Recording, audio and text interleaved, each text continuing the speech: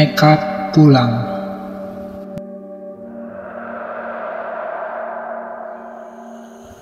Aku Adi.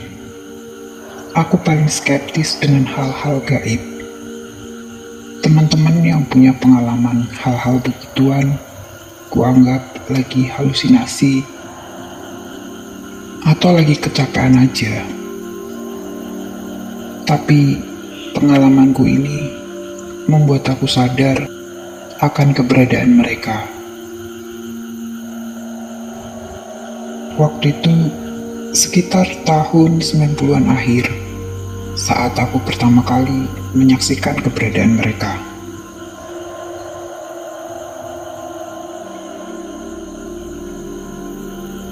Aku tinggal di sebuah desa di Kabupaten Semarang. Cerita-cerita mistis sudah sering aku dengar sejak kecil. Tapi itu hanya cerita yang belum pernah aku alami sendiri. Hingga tiba suatu malam ketika aku menaiki motor bututku dari tempat temanku di desa Rawasari, Semarang, menuju pulang ke Ungaran lewat jalan kampung, daerah Ungaran Timur. Karena nggak mungkin lewat Tembalang, bakal lebih horor kalau lewati Segar Bencah dengan motor bututku ini. Bener juga, memang dasar motor butut. Baru sampai daerah Kajangan, tiba-tiba mogok. Sudah kuengkol beberapa kali, ada mungkin hampir sejam. Kutak-atik motor, tapi tak juga hidup kembali. Mana jalan desa sini masih jarang penerangan, dan rumah penduduk masih samar di kejauhan. Terpaksa aku tuntun pelan-pelan. Kulirik jam tangan, sudah pukul 11:30 malam rupanya.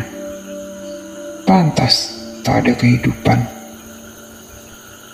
Bahkan motor satu pun gak ada yang lewat. Sekitar 2 kilometer ke depan sebenarnya ada rumah Mbak Yuku. Tapi dia lagi di rumah anaknya. Otomatis yang ada cuma suaminya yang umurnya terpaut jauh lebih tua itu. Jadi sudah pensiun dia. Setelah pensiun hanya berkutat dengan aktivitas kebun di rumahnya. Sebenarnya aku ragu untuk mampir dan minta tolong. Apalagi sudah malam begini. Kemungkinan sudah tidur dia. Tapi setelah lewat depan rumahnya, rupanya ruang depan masih terlihat bukaan, menandakan kalau belum tidur orangnya. Karena rumah simbokku masih jauh dan harus melewati hutan Cemoro Sewu yang bakal menanjak tajam. Aku bakal kerepotan kalau maksain jalan sambil nuntun motor tua ini. Mau gak mau, mampirlah aku ke situ. Assalamualaikum. Mas Her, panggilku. Tak berselang lama orangnya muncul. Oh, kamu Di. Tumben. Dari mana? Dari tempat teman, Mas. Aku pun cerita perjalananku tadi sekaligus minta izin untuk menitipkan motor dan meminjam motornya untuk pulang. Untuk segera besok pagi langsung dikembalikan sambil sekalian bawa montir temanku untuk menghidupkan si jago mogok. Namun, seperti dugaanku sebelumnya, di saat kepepet begini pun, gak mau dia meminjamkan motornya ke aku. Padahal dia paham betul kalau jalanku masih jauh dan melewati hutan yang menanjak jalannya. Tapi, percuma saja. Kasih pengertian ke orang yang gak punya kepedulian. Tanpa basa-basi lagi, aku pun langsung bergegas pamit setelah menitipkan motor. Bismillah sajalah. Aku melanjutkan perjalanan pulang dengan berjalan kaki. Sepanjang jalan, ku nikmati kegondokanku atas kejadian barusan. Bodoh juga aku. Sudah tahu wataknya Mas Har begitu, masih juga ngarep. Kok kebangetan amat jadi orang. Mungkin karena sambil gondok, aku bertekad memacu langkahku tanpa pikir resikonya nanti di jalan. Sebelum memasuki jalan yang membelah hutan Cemoro Sewu, aku melewati sebuah kampung yang sudah senyap jam malam begini. Tampak di ujung desa ada kuburan tua. Aku agak memperlambat langkahku untuk mengumpulkan nyali melewatinya. Assalamualaikum, Mbah. Derek langkung. Misi-misi, Mbah. Sambil agak bergidik, aku melewati depan komplek kuburan tua yang hanya berpenerangan lampu ayam itu. Sepanjang jalan, aku hanya fokus ke depan. Namun sayup-sayup, ku dengar kekeh tawa nenek-nenek dan suara-suara aneh lainnya.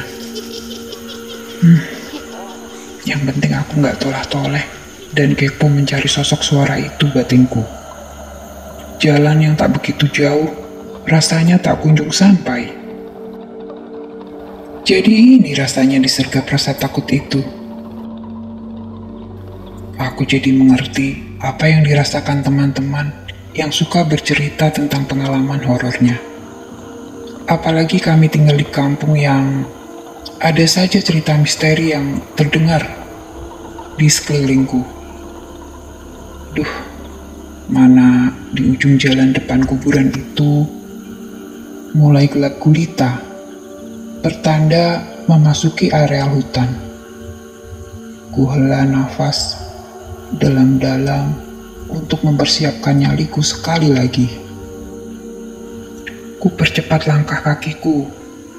Jalanan aspal yang baru beberapa tahun dibangun sudah mulai berlubang di sana-sini. Tanpa senter dan tak ada penerangan lampu, menghambat laju jalanku. Apalagi hanya berpenerangan terang bulan saja saat itu. Suara makhluk hutan mulai bersahutan.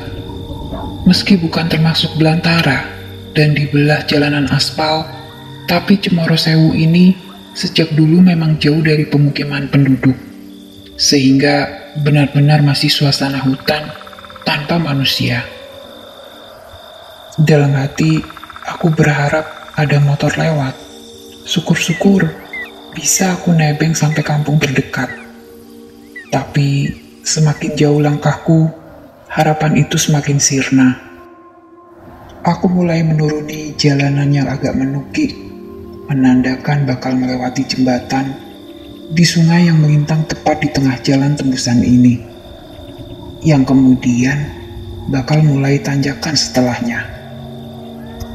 Baru beberapa langkah mendekati jembatan, bau singkong bakar mulai menyengat.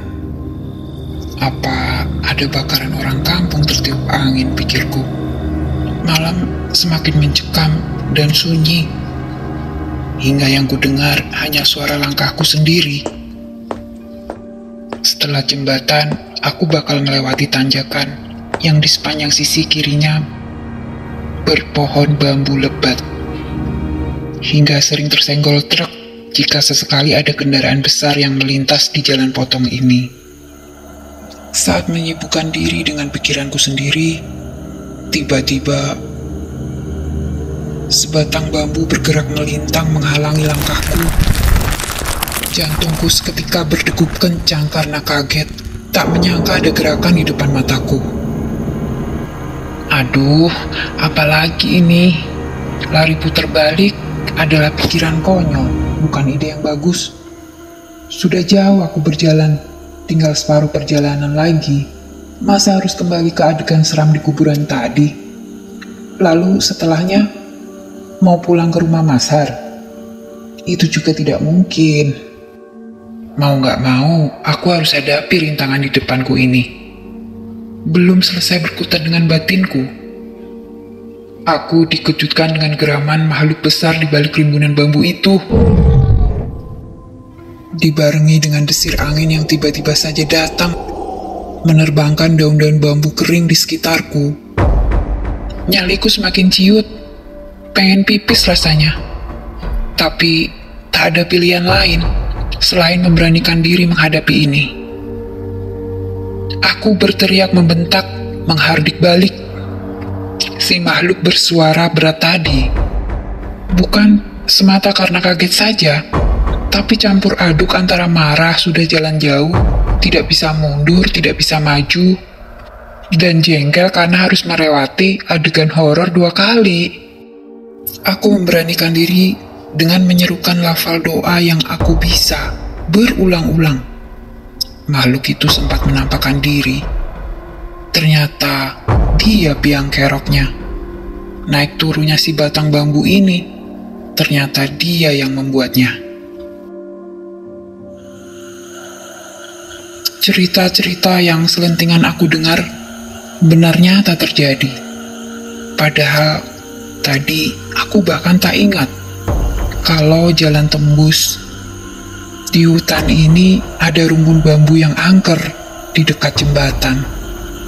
Dengan pertolongan Tuhan, semakin aku nyari melafalkan doa, hatiku semakin diberi kekuatan untuk menghardiknya. Meski aku tak berani menatap corong mata merah menyala si makhluk tak berbentuk itu. Entah berapa kali aku mengulang doa.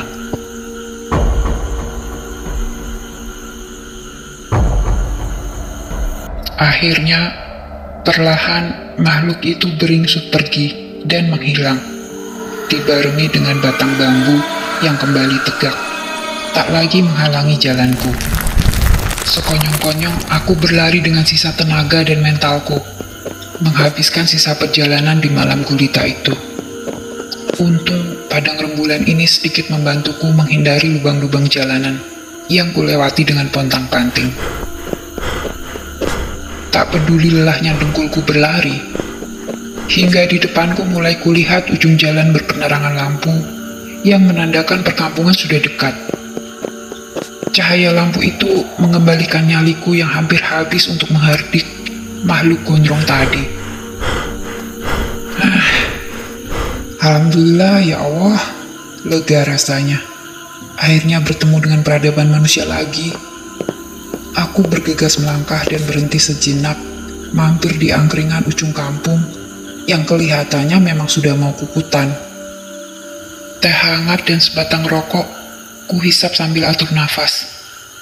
Meski jalan ke rumahku masih sekitar 4 kilometeran, tapi tak masalah lagi bagiku. Sehoror apapun tadi, aku bersyukur gak nyasar ke dunia mereka. Masih napak tanah dan bertemu dengan perkampungan lagi. Sejak saat itu, aku tak lagi jumawa dan menyangkal keberadaan mereka.